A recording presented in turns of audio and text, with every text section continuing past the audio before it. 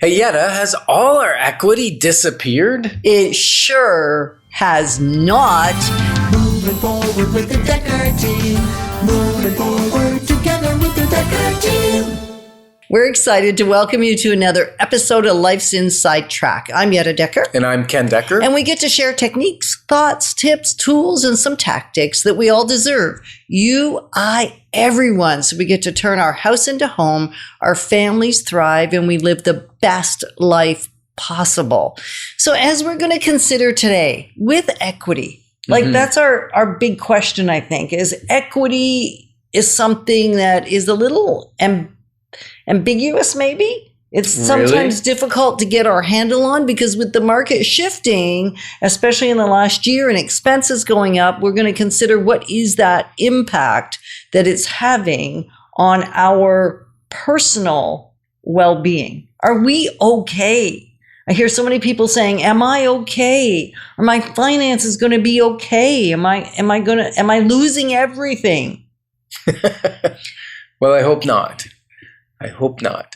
And I think it's important that you said equity is I think, did you say ominous or it's, I didn't say ominous. No. I said ambiguous. Oh, ambiguous. And it can feel that way for people. It can feel difficult to determine because one of the pieces in the equation, equity is very, very simple. It's what your home is worth minus what you owe on it.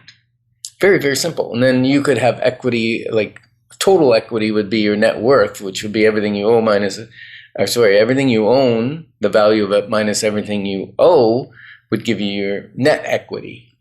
Now, on a home, it's generally just a mortgage, or sometimes people have a line of credit on it.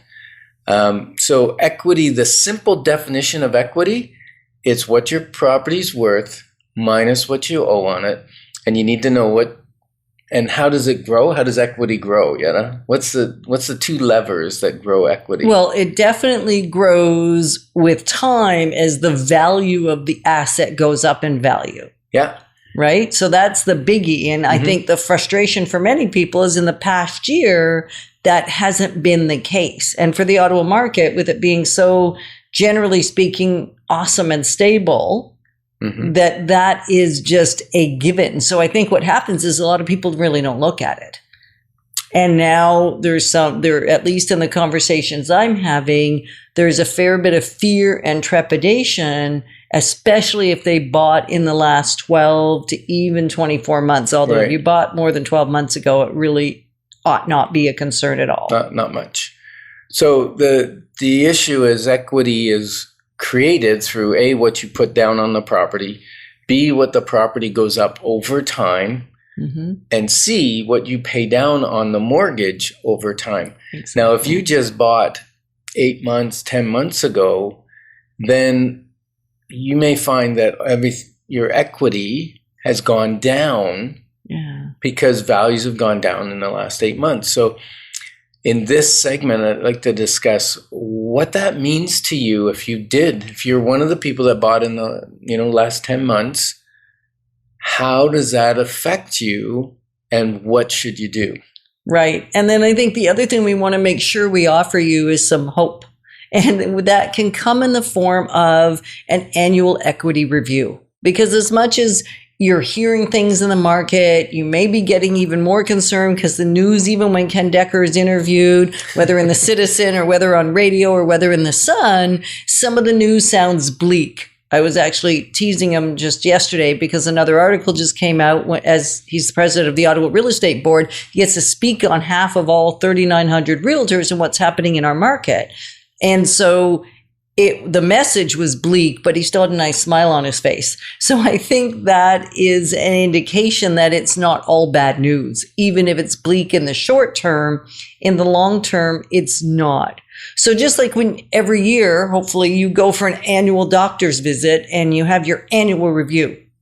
What we want to offer you this time is a free opportunity to give us a call. Like rather than a typical clarity call, let's make this call about your annual equity review so you know where you stand. You're not making it up.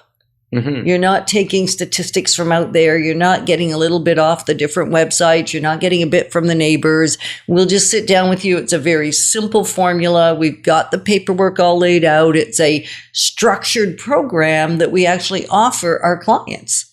And we would be willing to offer to you as well, whether we've worked with you yet or not, so that you have the opportunity to really know what's going on and you don't have to borrow fear. Let's get the real goods. The worst is always when you think something's bad and you just want the answer. Yeah. So let's get you the answer. Right. And that brings clarity as to a major piece of your overall financial health is what your real estate asset's doing. And now back to my friend here that's listening that bought in the last 6 to 8 months. And they're going, oh my goodness, the sky's fallen. I bought at the peak of the market. What's going to happen? Well, first of all, let me give you a couple things to bring hope. How's that? Because Yetta said we don't want them to be left high and dry, right? No, because it isn't. I mean, it is frustrating for sure. It can be challenging for sure. And it probably, as I said, isn't as bleak as it might sound. Well, as long as you can stay in your house. The market is looking a little bleak. Your forecast for yourself is not looking bleak. There. So here's two things. If you bought 8 months ago, you probably bought at a very low interest rate. Now, hopefully you didn't go variable, you locked in. If you locked in, your payment is still slightly lower on your house that's maybe selling $150,000 less today than it was in February or March of last year. Your payment is still lower each month than someone buying at the lower price at the current higher interest rates. They're not high, but they're higher interest rates. So that's one. That's huge. So say that again so that could absorb. Yeah, even though, you may have paid more when you bought, your interest rate is significantly lower than what it is now, like probably 1/3 of what someone would pay for a mortgage today.